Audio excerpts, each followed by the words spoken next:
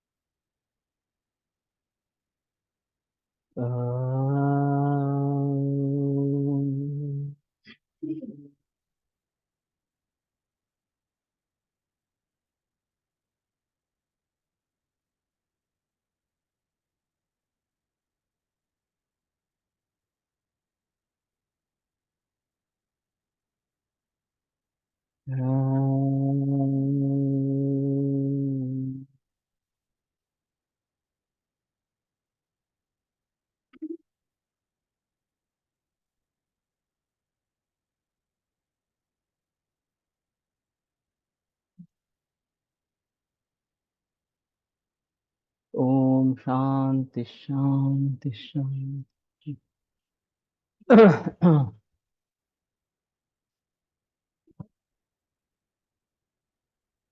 अतः सिद्धतमान् योगान् शृणु उन्माद विनाशनान् हिंगु संवर्चल व्योषेर द्विपलांशेर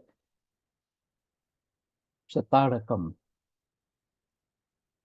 चतुर्गुणे गवाम मूत्रे सिद्धम उन्माद नाशनम। तो ये पहला योग है कि ये गोमूत्र में इस प्रकार से सिद्ध करके करना है।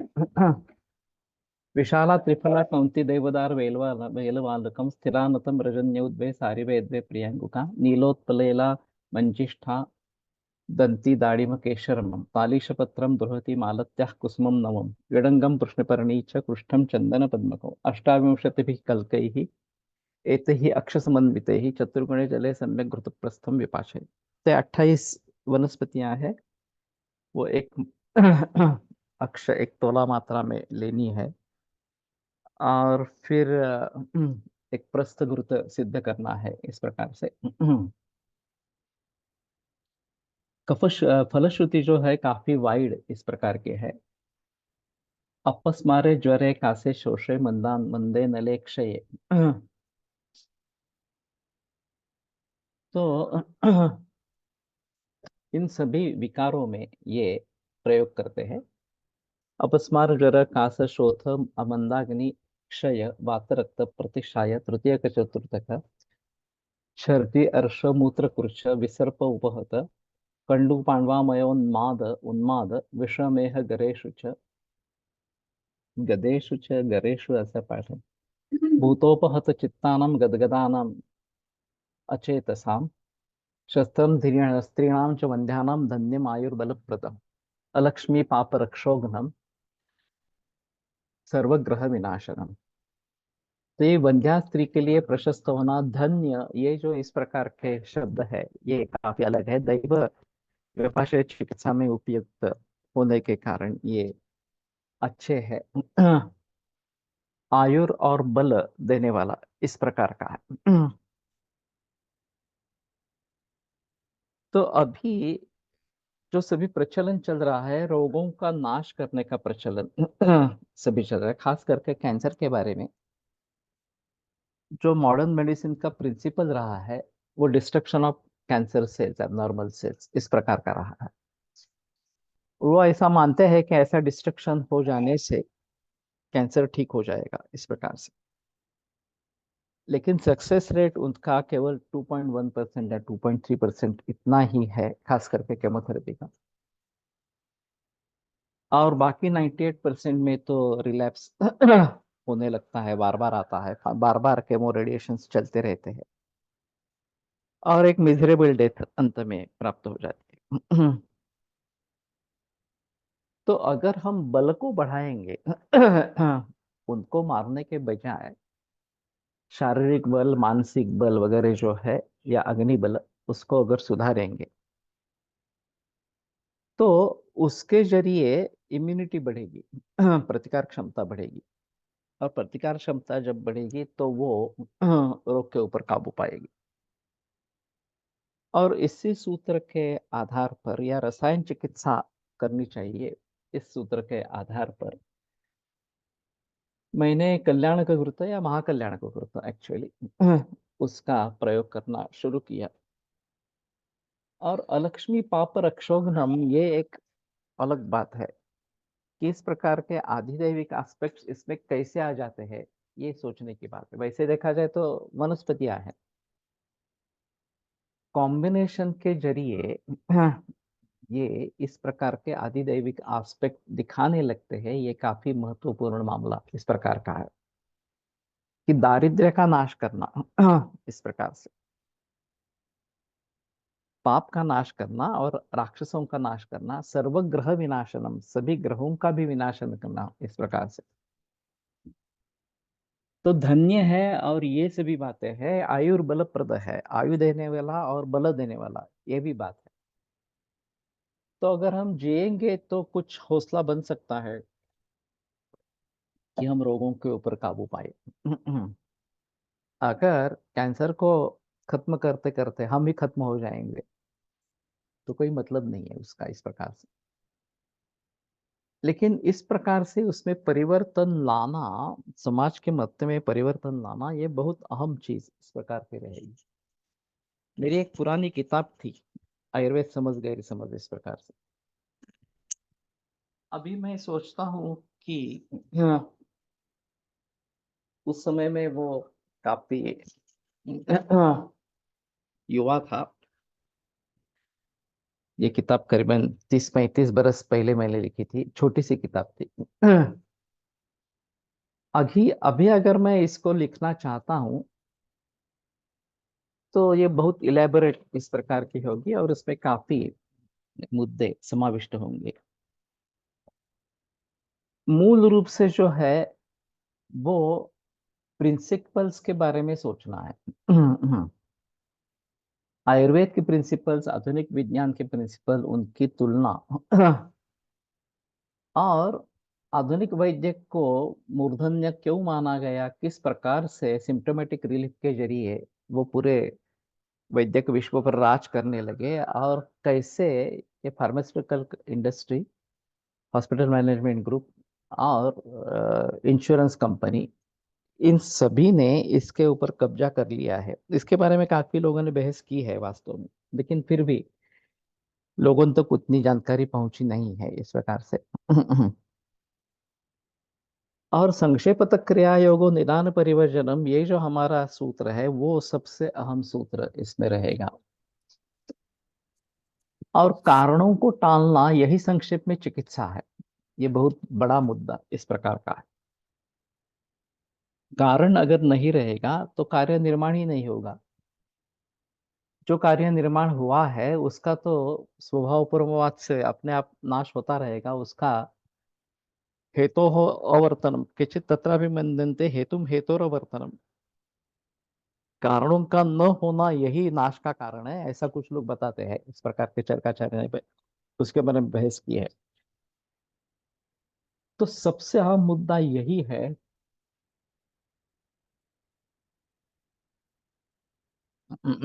इसके बारे में बताना मुश्किल होगा। पहला शब्द अपस्मार है। वैसे उन्माद और अपस्मार दोनों की चिकित्सा एक दूसरे के लिए चलती है, ऐसा भी है। और इस प्रकार के घृत से उन्माद तो बुद्धि का विभ्रंश इस प्रकार का है, और स्मृति के बारे में अपस्मार है। ये दोनों जो फैकल्टीज है चित्त से जुड़ी इस प्रकार से है। तो ये दोनों पर काम करता है, ये एक अहम मुद्दा इस प्रकार का रहेगा। और इसलिए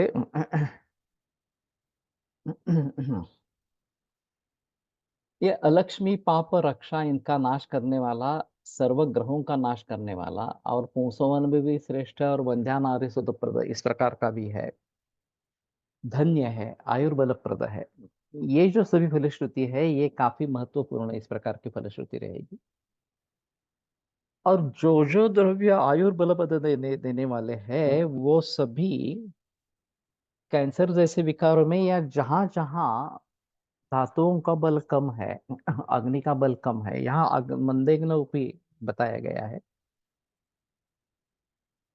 और शारीर बल, मानस बल, अग्नि बल, और ये जो बौद्धिक बल कहेंगे, विज्ञान का बल इस प्रकार का, इन सभी के लिए फायदेमंद है। तो बहुत सोच समझ कर मैं कल्याण का गुरुत्व या फिर आगे महाकल्याण का गुरुत्व पर उतर आया, और सभी कैंसर मरीजों में इसका प्रयोग मैंने शुरू किया। बाद में रक्त ये अहम दूष्य है सभी कैंसर्स में। एक यहाँ पे गोखले नाम के कोई साइंटिस्ट थे पुणे में। उन्होंने बायोटैक, BIOTAAC इस प्रकार की एक ब्लड टेस्ट निकाली थी। उसके कुछ ट्रायल्स रूबी हॉल में 3 बरस तक चले। डॉक्टर अरविंद कुलकर्णी उसमें शामिल थे। और उनका कहना था कि सभी कैंसर का रिप्रेजेंटेशन रक्त में होता है, और केवल खून के जांच के आधार पर किसी भी कैंसर का निदान हो सकता है, ऐसा उनका दावा। ये आगे कुछ हुआ नहीं, शायद ये फेलियर में गया प्रोजेक्ट। ये टेस्ट शायद सभी को सिद्ध करने में असफल इस प्रकार की रही। लेकिन इसका एक अहम मुद्दा इस प्रकार का था कि हम बायोप्सी या FNS की बजाय अगर किसी कैंसर को देखना चाहते हैं तो बहुत सारे कैंसर्स के लिए ब्लड मार्कर्स है। CA 15.3 ये ब्रेस्ट कैंसर का है, CA 125 ओवर का है, CA 19.9 ये पैनक्रियाज का, गॉल ब्लैडर का, कोलन का है, CAA एलिमेंट्री कैनाल का है, PSA प्रोस्टेट का है, वगैरह वगैरह। फिर भी कुछ कैंसर ऐसे है कि जिनके बारे में कोई इस प्रकार की बहस नहीं की जाती, ब्रेन ट्यूमर है, या फिर ओरल कैंसर है काफी मात्रा में इस प्रकार से, या फिर बाकी भी इस प्रकार के कैंसर रहेंगे। तो इसमें ब्लड मार्कर्स अवेलेबल है ही, ऐसी बात नहीं इस प्रकार से। तो उनका डायग्नोसिस कैसे करें? वैसे एलोपैथी में बायोप्सी या FNAC करना अनिवार्य है, क्योंकि सेल टाइप का पता उससे चलता है, और फिर उसके आधार पर केमोथेरेपी के बारे में सोच सकते हैं। तो उनका मुख्य मकसद होता है कि केमोथेरेपी कौन सी देनी है, इसके लिए बायोप्सी या FNAC अनिवार्य है। एलोपैथी में भी कुछ डॉक्टर्स ऐसा मानने वाले हैं कि बायोप्सी या FNAC से रोग बढ़ जाता है, स्प्रेड हो जाता है इस प्रकार से। वो भी विरोध करते हैं, लेकिन ये कम है विरोध। ज्यादातर लोग उसी प्रकार से बायोप्सी एफएनएसी करवा लेंगे। लेकिन उम्र बहुत ज्यादा है, आगे कुछ एलोपैथी में उपाय नहीं हो सकता, तो बेटर ऑप्शन है बायोप्सी टाले। अगर बायोप्सी टाली जाती है तो ये कैसे सिद्ध होगा कि ये कैंसर था और वो ठीक हो गया? मैं मानता हूं कि मुझे कोई दिलचस्पी नहीं है, मैंने कैंसर ट्रीट किया है या कैंसर के बगैर कोई कैंसर है इस प्रकार की ट्रीट की है और वो ठीक हो गया है। वो ठीक हो जाना चाहिए, ये हमारे लिए महत्वपूर्ण है। चाहे कैंसर का हो चाहे कैंसर का न हो, इस प्रकार से। अभी जो विद्यासागर महाराज को मैंने जो देखा था, उनके यकृत की यहाँ गांठ थी, काफी कठिन थी। उन्होंने कैसे वैसे सोनोग्राफी करवाई, उसके आगे वो एक भी इन्वेस्टिगेशंस करने के लिए तैयार नहीं थे। ब्लड निकालने का ही नहीं, ऐसा उनका कहना था। तो ये शायद कोलेंजियोकार्सिनोमा जैसा था, लेकिन इन्वेस्टिगेशंस नहीं हुए। वो दूध लेने के लिए तैयार नहीं थे, क्योंकि उन्होंने दूध छोड़ दिया था कुछ बरस पहले किसी व्रत के हिसाब से। तो ये काफी रिस्ट्रिक्शंस आ गई ट्रीटमेंट में। फिर ज्वार की रोटी, मूंग की दाल वगैरह ऐसे मैंने सुझाव दिए थे, वो बोल रहे थे मैं ये ले सकता हूँ लेकिन दूध नहीं लूंगा, इस प्रकार से ऊपर से लगाने के लिए लेप दिया था। और शुरू में तो अजीर्ण जैसे लक्षण थे। तो 15 दिन 20 दिन की ट्रीटमेंट के बाद ये गांठ काफी मृदु हो गई।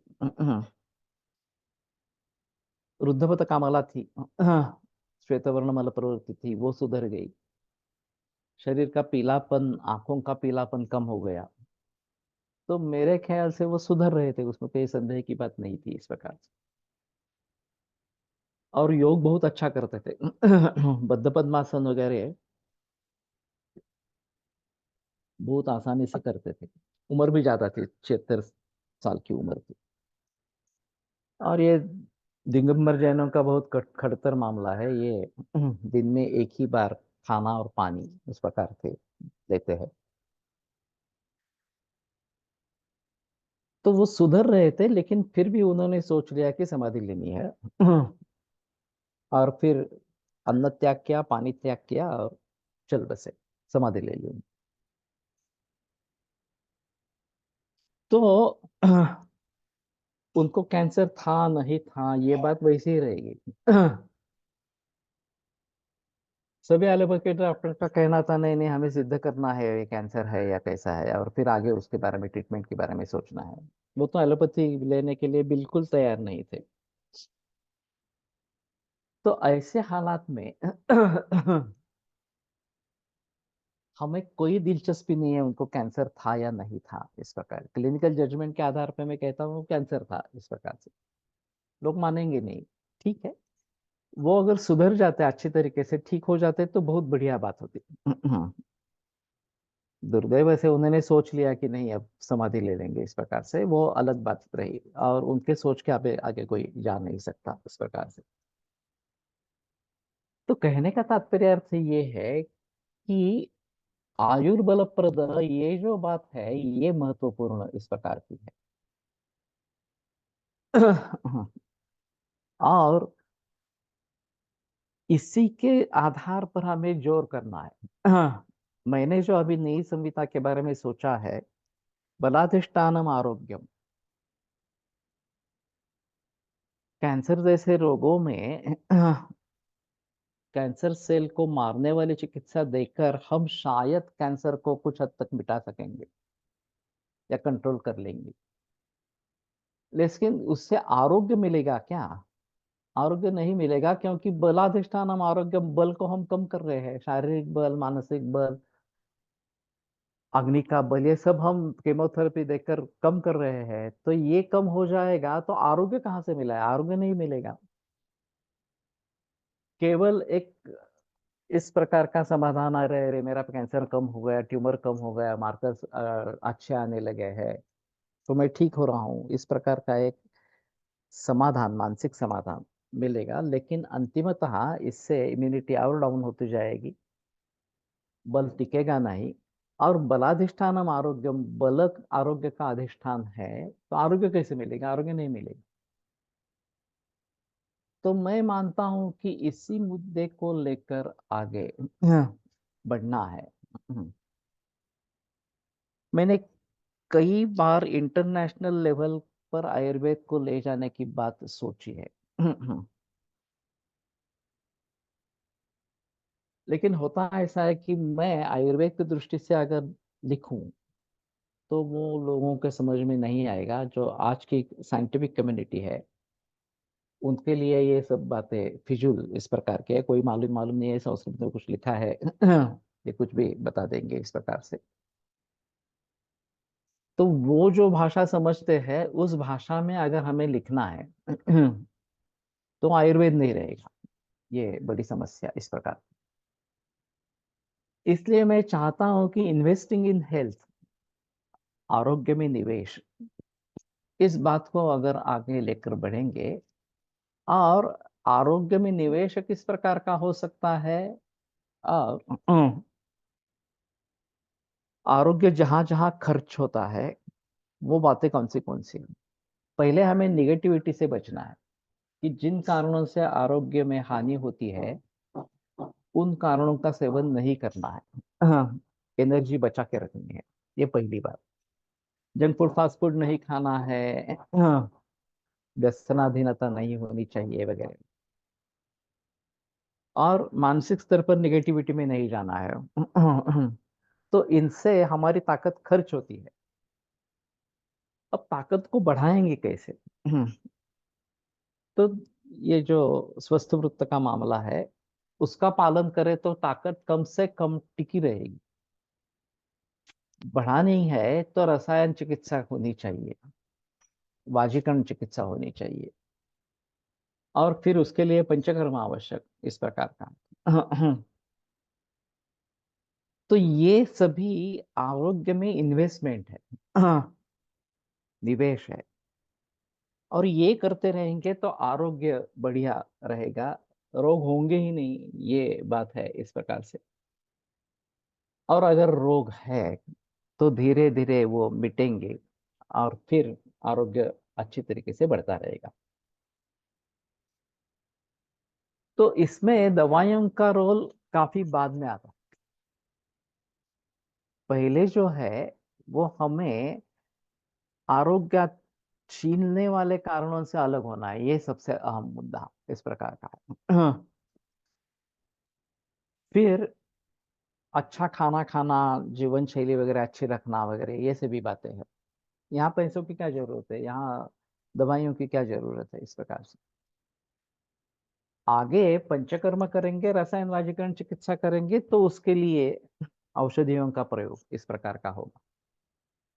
लेकिन पहले दो मुद्दे जो है उसको हासिल करने में किसको क्या तकलीफ होगी? लेकिन इस प्रकार का विचार ही नहीं है समाज में, पूरे समाज में नहीं है, साइंटिफिक कम्युनिटी कम्युनिटी में नहीं है इस प्रकार से।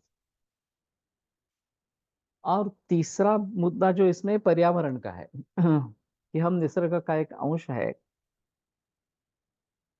निसर्ग अच्छा रहेगा, तंदुरुस्त रहेगा तो हम तंदुरुस्त रहेंगे। जल, वायु, अग्नि, ये जमीन, इन सभी का प्रदूषण महत्वपूर्ण कारण है।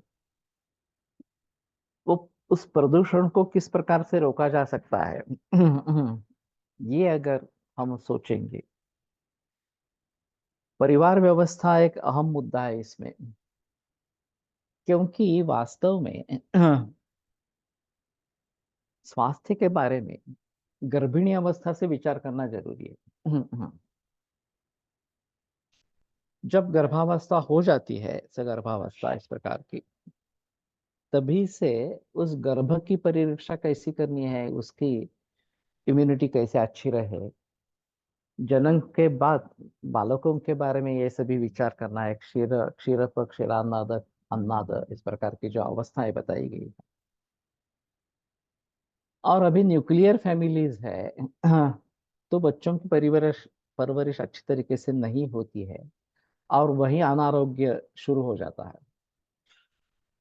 तो इन सभी मुद्दों को लेकर अगर समाज में परिवर्तन लाना है तो मैंने सोचा था कि 25 से 40 उम्र के नौजवान युवक युवतियां युवतियों के लिए तो 16 बरस से 18 बरस से ही शुरू करना है।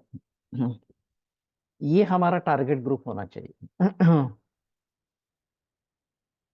और फिर वहीं पे जिनसे स्वास्थ्य छीना जा रहा है उन सभी से बचना है, जिन चीजों से स्वास्थ्य छीना जा रहा है उन सभी से बचना है, जिससे स्वास्थ्य अच्छा रहेगा, बढ़ेगा, उन चीजों का सेवन करना है। और फिर इसी में अगर गर्भधारणा हो जाती है तो गर्भ से लेकर उसका बल कैसे अच्छा रहे, गर्भ का फिर बालक का युवावस्था में वगैरह वगैरह, इस प्रकार से ये सोचना है। तो काफी मूल तक जाएंगे तो शायद ये बात बनेगी। तो नई संहिता में ये सभी विषय होंगे। पहला जो खंड है स्वस्थ वृत्त का खंड है, और इसमें न्यूक्लियर फैमिली से हमें फिर से एकत्र कुटुंब पद्धति जो है उसकी तरफ मुड़ना है। घर में 3 पीढ़ियां होनी चाहिए। बुजुर्गों से हमें सलाह मिलनी चाहिए।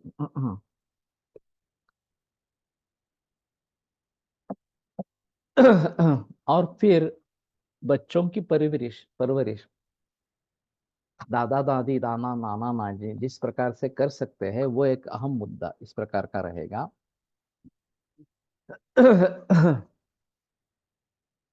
उनके संस्कार अच्छे रहेंगे तो बच्चों का स्वास्थ्य सुधरेगा, बच्चों का स्वास्थ्य सुधरेगा तो उसकी युवा पीढ़ी, उसके मध्यम एज वाली पीढ़ी भी अच्छी इस प्रकार की हो जाएगी।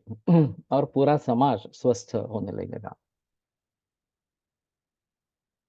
और चाहे पैसे न हो फिर भी स्वास्थ्य कैसे बना रहे इसके बारे में सोचना है। खेती में आमूलाग्र परिवर्तन फिर से होना है। हाँ। हम्म। खेती में आमूलाग्र परिवर्तन फिर से होना है, फिर से एक बार हरित क्रांति होनी है। डबल क्रांति होनी है। नैसर्गिक खेती होनी चाहिए इस प्रकार से।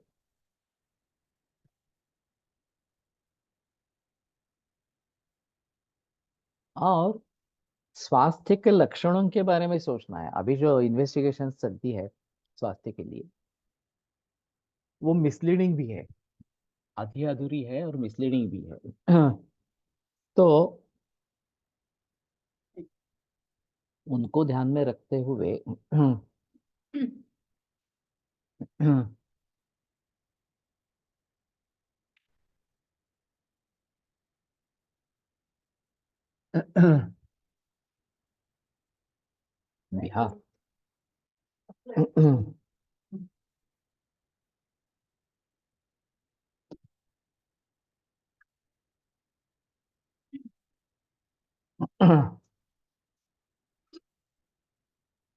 8446080882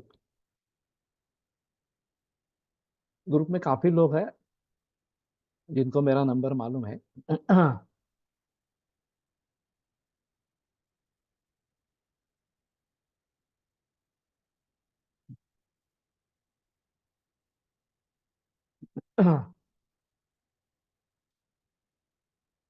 तो इन्हीं में से स्थिरादि जो है एकविंशति 28 थे, उसके बजाय 21 इस प्रकार से ले लिए। रसे तस्मिन पचत सर्पिर गृष्टि क्षीरे चतुर्विणी।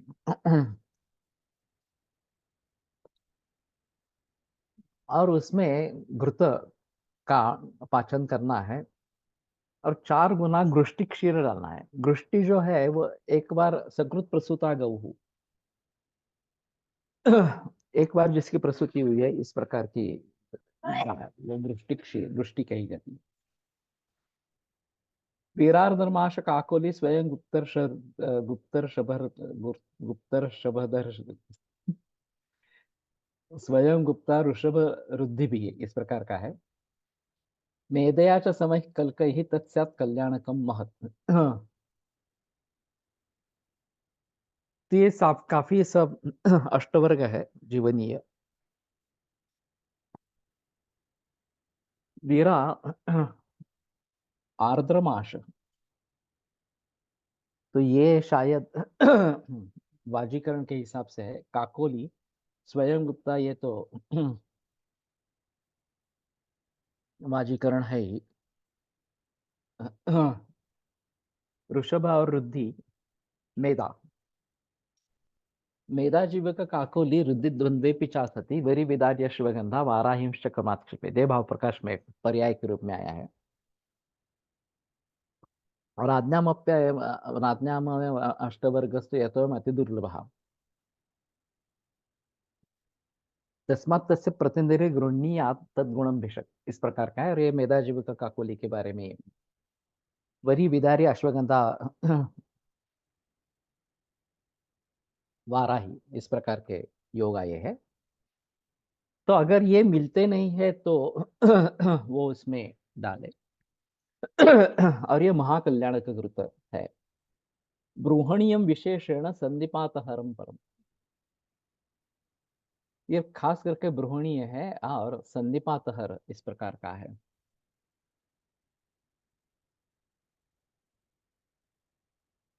ब्रह्मण विशेष,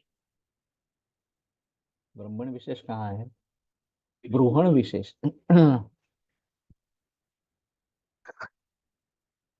तो ये अष्टवर्ग जो है उसके जरिए ब्रूहण इस प्रकार का होता होगा, और इसलिए ब्रूहण विशेष इस प्रकार का। और संधिपात हरम परम, ये एक अहम मुद्दा है। कैंसर जैसे मरीजों में संधिपातिक अवस्था होती है। तीनों दोष होते हैं। ज्यादातर वात पित्त का प्राधान्य पाया जाता है। ये काफी एक बहस का मामला होगा। बहुत लोग, ये एक विकृत इस प्रकार की बढ़ोतरी है। और प्रायो वृद्धि तर्पणा, वृद्धि इस प्रकार की जो होती है वो तर्पण से होती है, श्लेष्मणानुगता, और वो कफ से अनुगत है। और इसलिए कैंसर कफ प्रधान रोग है, ऐसा बताने वाले कुछ वैद्य है। और फिर उदाहरण देते हैं कि बल्ला तक ये कैंसर की अच्छी दवा है। उत्कृष्ट कफनाशक, कफजो नस्त रोगोस्ति न विबंधोस्ति कश्चन यन्न भल्लातकम हन्यात शीघ्रम मेधाग्निवर्धनम, इस प्रकार से। और भल्ला तक का भली भांति प्रयोग होता है तो कैंसर कफ प्रधान अवस्था है। लेकिन हमने जो टीम में रिसर्च किया था, 101 कैंसर मरीजों का हमने विश्लेषण किया था, और वहां पे पाया गया कि कैंसर सांधिपातिक अवस्था है, लेकिन उसमें वात पित्त प्राधान्य है, कफ प्राधान्य नहीं है। और कहीं किसी ट्यूमर की ग्रोथ हो रही हो लेकिन शरीर का ह्रास है, कार्श्य, वजन कम होना, ये कैंसर में काफी कॉमन है। तो ये अपतर्पण होता है, संतर्पण होता नहीं है। वैसे देखा जाए तो दूध संतर्पण और अपतर्पण दोनों का काम करता है। रेगुलर घना आहार के बजाय वो थोड़ा हल्का है पचन होने में, थोड़ा अपतर्पण करने वाला है। और वैसे रसायन होने के जरिए सभी धातुओं का पोषण करने वाला है, इसलिए संतर्पण भी है। और रसायन है, वाजीकरण है। तो क्षीरघृताभ्यास और रसायनानाम, इस सूत्र को ध्यान में रखते हुए रसायन चिकित्सा करनी है, इसलिए केवल दूध पे रखना है। इस नतीजे पर कोलटकर सर उतर आए वास्तव में।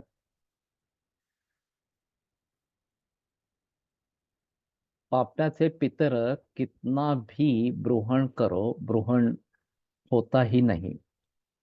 ऐसे गो में, रुग्णों में यह आधिदैविक प्रभाव से भी ब्रूहण करता होगा। हाँ, कोलटकर सर ने हमारा एक लेक्चर लिया था। तस्याशति अध्याय, चरक सूत्र स्थान 5वां अध्याय। मैं अष्टांग में एमडी कर रहा था। पूरे 2 बरस में सिर्फ कोलटकर उसका ही एक ही लेक्चर हुआ।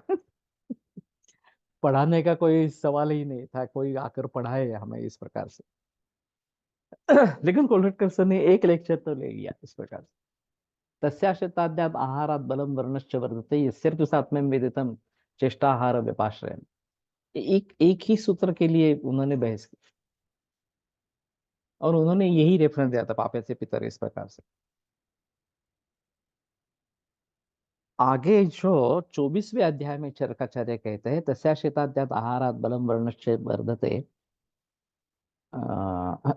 नहीं, विधिना शोणितम जातम शुद्धम भवति ज्ञानम देश कालोक सात्म्यानाम विधिर्यसम प्रकाशितः।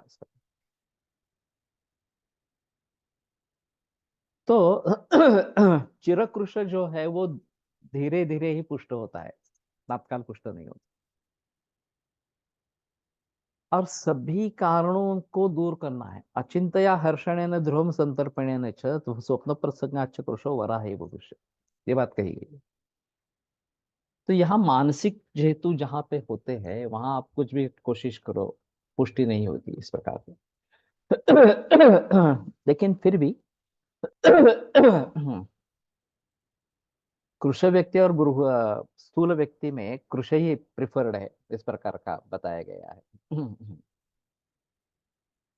तो स्थूलमेवाति पीड़े, यद्यपो व्याधिरागच्छत स्थूलमेवाति पीड़े, दोनों को व्याधि हो जाता है तो स्थूल को ही वो ज्यादा पीड़ा देता है इस प्रकार से। तो कहने का तात्पर्य थे महाकल्याणक घृत पूर्वस्माद अधिकं गुण ही यहाँ पे लिखा नहीं है, लेकिन नाम से ये पता चलता है कि ये पूर्वस्माद अधिकं गुण ही, और चेंज है उसमें, परिवर्तन है, केवल 21 पहले द्रव्य लिए है और ये अलग बताए हैं। वीरार्धमाश काकुल स्वयं गुप्तर शब्द गुप्तर शब्द गुप्तर शब्दर अक्षर गुप्तर शब्दर गुप्तर शब्द भी, मुझे भी कहने में मुश्किल आ रही है। गुप्तर शब्दर गुप्तर शब्दर गुप्तर शब्द भी मेदया च समय कल ही तत्स्यात् कल्याणकम। तो ये संधिपात के लिए अच्छा है, और कैंसर जैसी बीमारियां संधिपातजन्य है, कुष्ठ बीमारी संधिपातजन्य है, शिरो रोग संधिपातज है। तो इन सभी में इसका प्रयोग भली भांति इस प्रकार का हो सकता है। और इसलिए ये महत्वपूर्ण इस प्रकार का रहेगा। जटिलां पूतनां केशीं चारटीं मर्कटीं वचां त्रायमाणां जयां वीरां चोरकं कटुरोहिणीं वयस्थां शूकरीं छत्राम् अतिच्छत्रां पलङ्कषां महापुरुष दन्तांच कायस्थां नाकुलीद्वयम् कटम्बरां वृश्चिकालीं स्थिरां चाहृत्य तैर्गृतं सिद्धं चातुर्तकोन्माद ग्रहापस्मारनाशनम् महापैशाचकं नाम घृतमेतद् यथामृतं बुद्धिस्मृतिकरं चैव बालानां चांगवर्धनम्।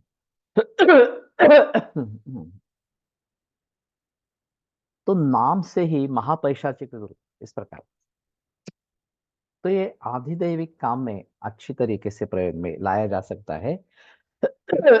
और बाला नाम चांगवर्धनम, इसके जरिए ये अभ्यंग के लिए भी प्रयोग में लाया जाता है।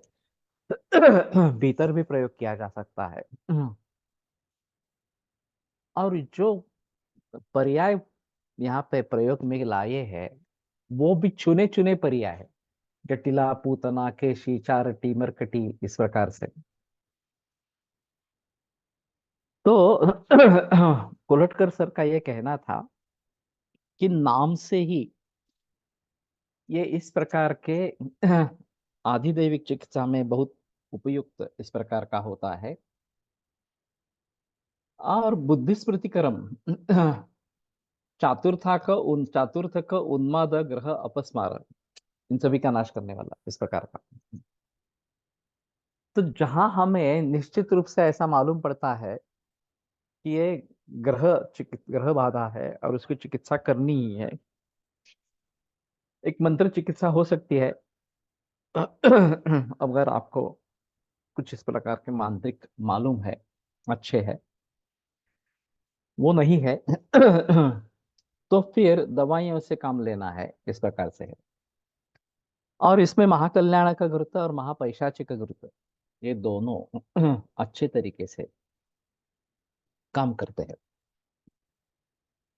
ऑटिज्म के मरीजों में जहाँ इस प्रकार के ग्रह बाधा के संकेत मिलते हैं, उन सभी में ये दोनों का प्रयोग अच्छी तरीके से हो सकता है। अगर हमें ज्यादा बहस ग्रह के बारे में करनी है, ग्रह बाधा को अच्छी तरीके से सोचना है, तो महापैशाचिक बेटर ऑप्शन इस प्रकार का है। वैसे महाकल्याण का कृत्य या कल्याण का कृत्य की फलश्रुति में भी ये आए हैं, उसमें कोई संदेह की बात इस प्रकार की नहीं है। फिर भी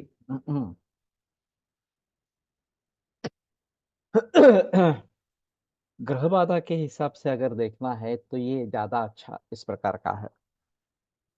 और उसके साथ में ये सुबह है शाम, सूर्योदय सूर्यास्त के समय अ, अग्निहोत्र करवाना, घर में धूपन करना, अपराजित धूप वगैरह जो धूप है वो धूप घर पे जलाना, खास करके सूर्योदय और सूर्यास्त के समय में। नजर उतारना, राम रक्षा वगैरह के पाठ करना, ये सभी बातें भी करनी है। इन महा पैशाचिक गुरुत्व अवेलेबल इन मार्केट, अवेलेबल तो है, महापैशाचिक गुरुत्व मार्केट में अवेलेबल है। मैं प्रयोग करता हूँ। सिर्फ ये देसी गाय के घी में नहीं है, जर्सी गाय के घी में मिलता है। अगर हमें करना है तो हमें खुद ही कर बनवाना पड़ेगा देसी गाय के घी में।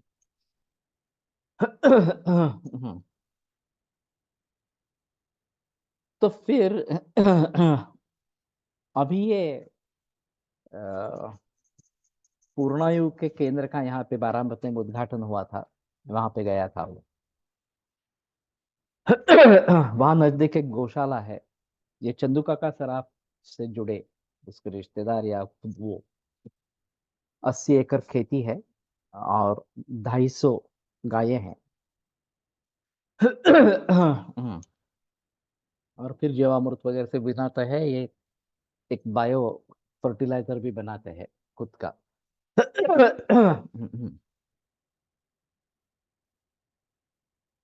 तो जनरली इन सभी लोगों के घी काफी महंगे होते हैं, 2,500 से लेकर आगे घी की प्राइस रहती है।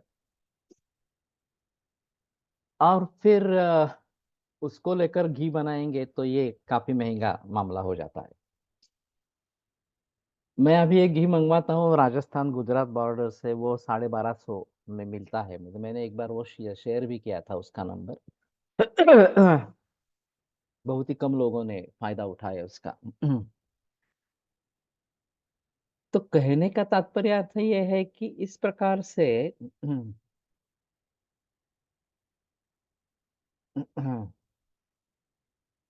एक रुग्णा को लेके उसकी माँ आई थी, कहती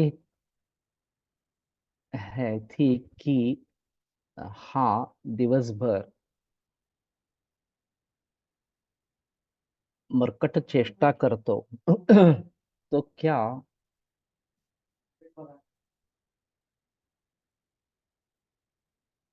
दिव सूझ नहीं रहा था, बाकी वो ठीक था। बिल्कुल ही मरकटी नाम का सोचकर औषध दी, उपशय मिल गया। मरकटी नाम से, ठीक है। एक ऑटिज्म के 4 वर्ष के बच्चे के बारे में पिछली वर्ष में मैंने बताया था सर। उसका ज्योतिषीय निदान कराया हमने, तो ज्योतिष ने बताया कि उसको ग्रह बाधा के कारण यह रोग नहीं है, यह ग्रह प्रतिकूल है, इससे भी ऐसा कोई रोग नहीं होना चाहिए।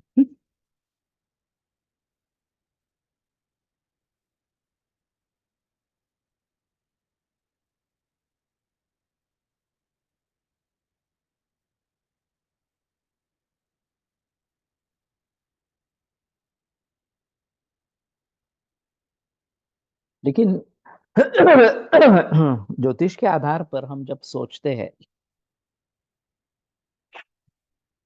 तो उस केस के बारे में उनको कितना अच्छा पता लगता है ये बता नहीं सकते। जनरली इंट्यूशंस पर ज्योतिष ज्यादा चलता है, ये शास्त्र के आधार पर कम है। और फिर जजमेंट नहीं आता, ये भी बात होती है। आर्य वैद्य फार्मेसी एंड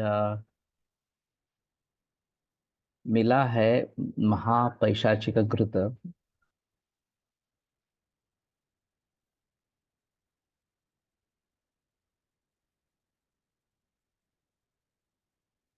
महापैशाचिक घृत तो मिलता है, लेकिन आर्य वैद्य फार्मेसी जो है वो जर्सी गाय के घी को बनाती है। फिर नंबर 1 सेकेंड मैं जीएसएफ से में डाल देता हूँ। इसके गर्भावस्था काल में ही माँ के बहुत अधिक मानसिक तनाव के हेतु मिले हैं। तो ये बात होती है इस प्रकार से। शायद यहीं पे डाल दूं। हम्म।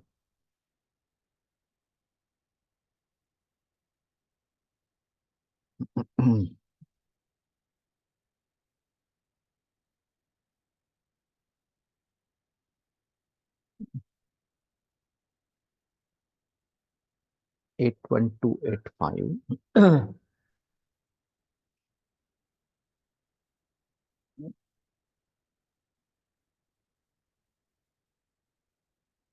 97300।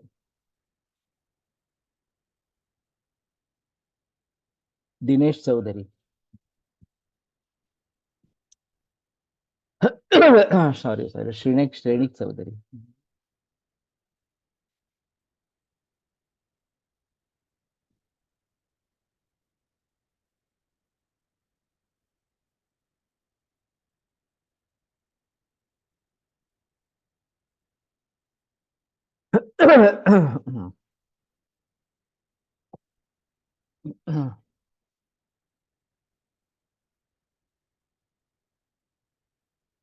तो ऑटिज्म में पाचकों पर कैसे विचार करें? इसके लिए हमें चाहिए कि असारता के जो लक्षण हैं वो भली भांति देखें। वैसे ग्रंथों में सारता के लक्षण दिए हैं, अतो विपरीतास्तु असाराः, इस प्रकार का एक ही पंक्ति। अब सभी सारता के लक्षणों के विपरीत असारता के लक्षण क्या क्या हो सकते हैं, ये थोड़ा सा दिमाग लड़ाना पड़ेगा। और जिस धातु की असारता है उसका पाचक और उसका रसायन ऐसा कुछ देना है। मैं कई वर्षों से ये सोच रहा हूँ, हो नहीं पा कि किस धातु के लिए कौन सा रसायन अच्छा है।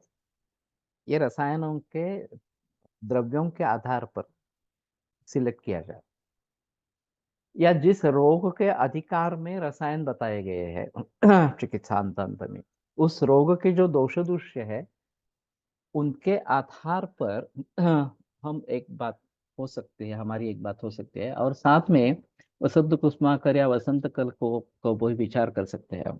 वो तो कर सकते हैं। मैंने एक बार बताया था कि व्यक्ति भवति मासस्य तृतीय गात्र पंचकम मूर्धाद्वय शक्तिनी बाहु सर्व सूक्ष्मांग जन्म च सममेव च मूर्धाद्यर ज्ञानम च सुख दुःखयोः। ये काफी महत्वपूर्ण कि मूर्धा वगैरह के साथ सुख दुख का ज्ञान होना, ये भी निर्माण होता है। और ऑटिज्म में यही हैम्पर हो जाता है कि उसको अपने ही विश्व में वो रहता है, बाहर क्या चल रहा है, कैसे सुख दुख है, इसके बारे में उसको कोई चिंता नहीं होती। तो मैं तृतीय मास से आरंभ करता हूँ कल्प देना, साथ में गर्भपाल रस और फलघृत या अनुपान। शायद हम अनुपान में महाकल्याण का घृत, महापैशाची का घृत ये भी दे सकते हैं। इसके साथ में, और इससे फायदा होता है, ये संदेह की बात नहीं है। बहुत धीरे धीरे होता है लेकिन परिवर्तन आने लगता है इस प्रकार से। अब सोचना यह है कि केवल तृतीय मास से ही काम चलाना है या तृतीय चतुर्थ पंचम षष्ठ सप्तम तक। सर्वे सर्वांग संपूर्ण भावे पुष्यति सप्तमे, तो 7वें महीने में सभी भाव पूर्ण हो जाते हैं। तो 3 मास, तीसरे मास से लेकर सप्तम मास तक चिकित्सा करती रहनी चाहिए। इसमें भी मेरे मन में दो पक्ष है, मैंने कुछ किया नहीं है उसके बारे में, कि शुरू में 1 महीने तक केवल तीसरे महीने का, दूसरे महीने में तो उसके बाद में चौथे महीने का, 5वें महीने का, इस प्रकार से 5 महीने तक ये एक एक महीने का देते रहे। या फिर दूसरा विकल्प है कि दूसरे महीने में तीसरा और चौथा, तीसरे महीने में तीसरा चौथा पांचवा, अ, उसके आगे वाले महीने में तीसरा चौथा पांचवा छठा, इस प्रकार के करेंगे। तो वहां से बिगड़ा हुआ है, तो ये ज्यादा अच्छा वैकल्पिक पक्ष है कि इस प्रकार से करते रहेंगे। तब तक कितना सुधार होता है ये देखेंगे, और फिर बाकी आगे तीसरे से 7वें महीने तक सभी का प्रयोग करते रहेंगे। ये एक बात हो सकती है, लेकिन फिर भी मैं कर नहीं रहा हूं, मैं सिर्फ सोच के रखा हूं इस प्रकार के।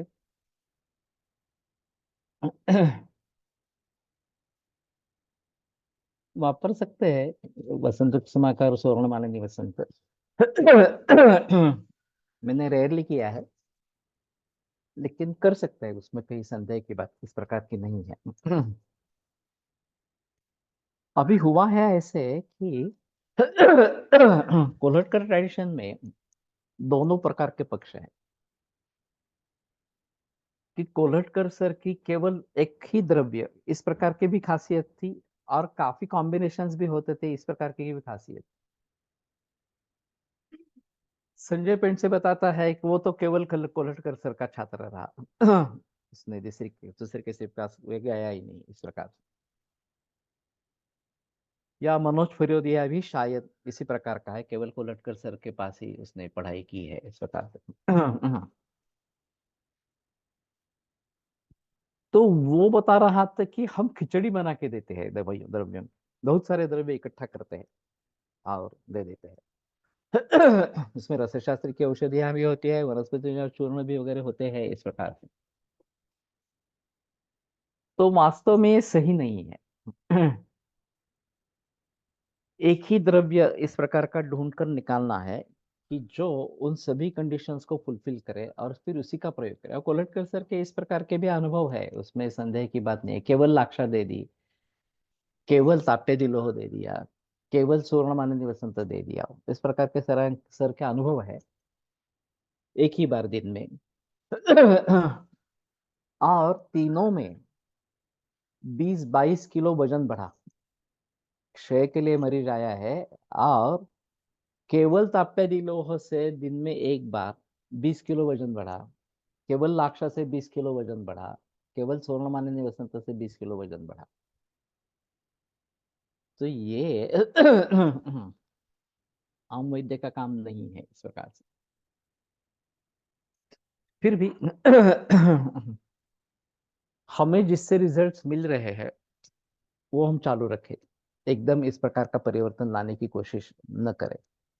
ऐसा हो सकता है कि हमने बहुत विचार करके दवा दे दी है, और फिर भी काम नहीं हुआ, एक ही दवा दे दी और मरीज छोड़ के चला गया। ये बात भी हो सकती है। और बगैर सोचे समझे कुछ दवा दे दी और काम कर गई, ये भी बात होती है।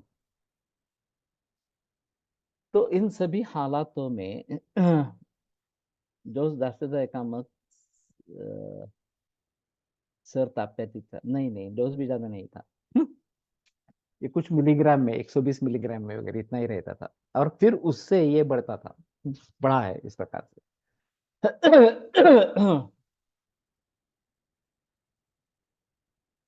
तो कोल्हटकर सर को एक बार झटका मिला था इसके बारे में।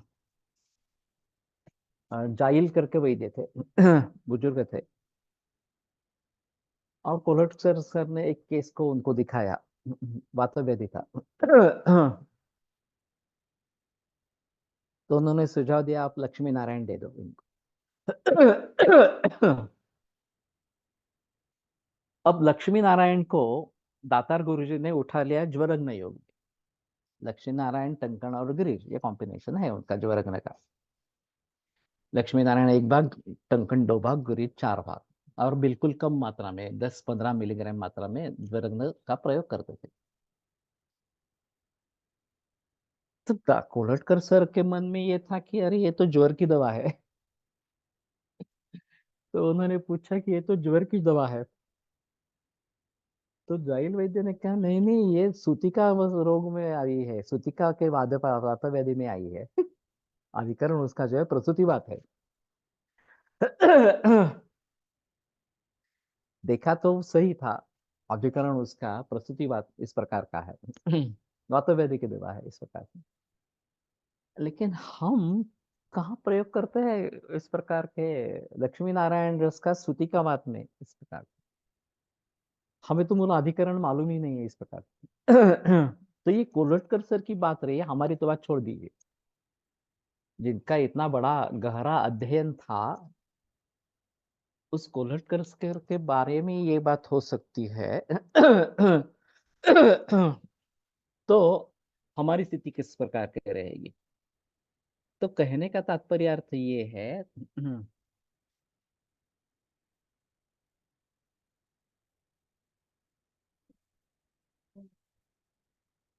मेल पेशेंट 32 इयर्स एज है, वेट 60 है, 68 है।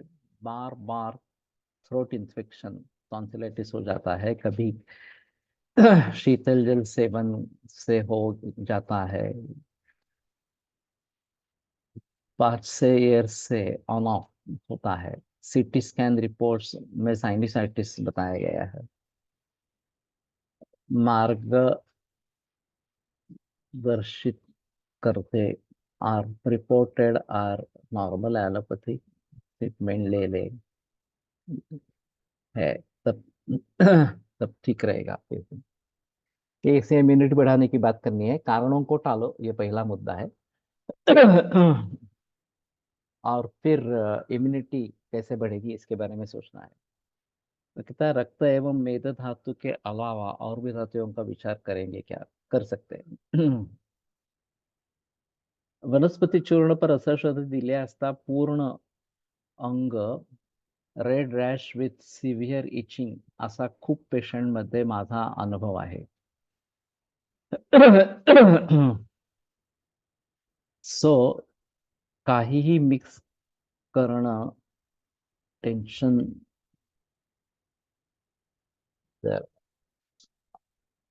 ऐसा तो नहीं है।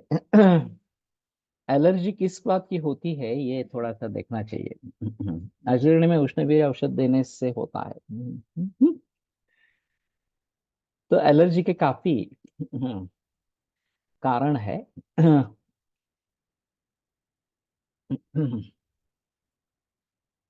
और हमारी भी यहाँ पे एक लड़की थी, नेफ्रोटिक सिंड्रोम था उसका। सुधर रही थी। लेकिन अचानक एक दिन पूरे मुख पे सूजन आ गई और वो घबरा गई, फिर से नेफ्रोटिक सिंड्रोम ज्यादा जागृत हो गया, इस प्रकार से दिखाने के लिए आई। तो मैंने कहा ये तो एलर्जी है, ये नेफ्रोटिक सिंड्रोम से नहीं है। वो बोली नहीं कुछ नहीं हो रहा, वही पथ्य परहेज चालू है वगैरह वगैरह। फिर बाद में मैंने ऐसा कुछ हरिद्राखंड वगैरह इस प्रकार की दवाइयाँ दी थी। दूसरे दिन उसने फोन करके बताया कि ये एलर्जी की थी, उसने वो पित्त के साथ बहुत देर खेली और फिर ये हो गया। और फिर ये दवाई से शांत हो गया, आगे फिर नेफ्रोटिक सिंड्रोम कम होता गया। तो एलर्जी किस चीज की हो सकती है ये बताना काफी मुश्किल इस प्रकार का होता है।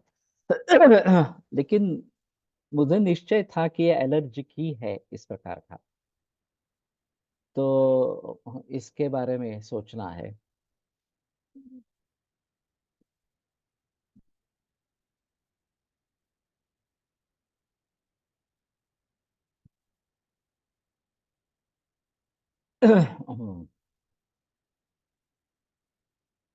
ये है। बहुत सारे मरीज ऐसे होते हैं कि जिनको इनमें विश्वास नहीं है, अधिदैविक के बारे में, ग्रह बाधा वगैरह के बारे में।